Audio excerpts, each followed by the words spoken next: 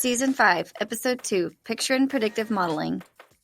On this episode, topic, explaining predictive models. Importance, understanding associated terminology in the creation and use of predictive models. Oh, come on! You gotta go for that on 4th down! You are killing my fantasy football score. No rushing yards means no money. Got a side hustle, eh? You bet, and I plan on winning my league for big cheddar. FantasyFootball.com's model predicted I'd win this game.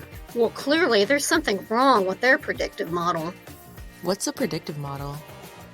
Something that should put fear into my competitors. Hashtag 3-time league champion.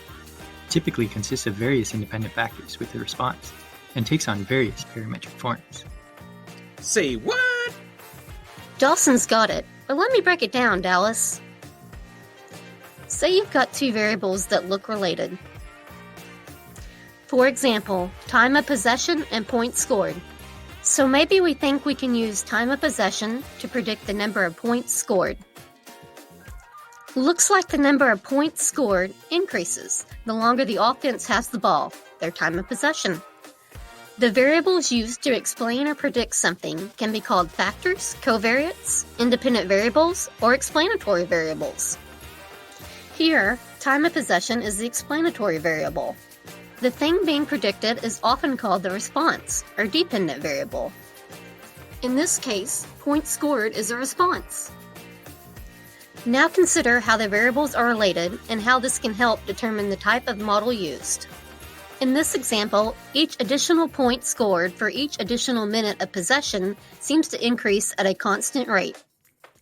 In other words, the data points seem to roughly form a line, so let's fit a linear model to the data.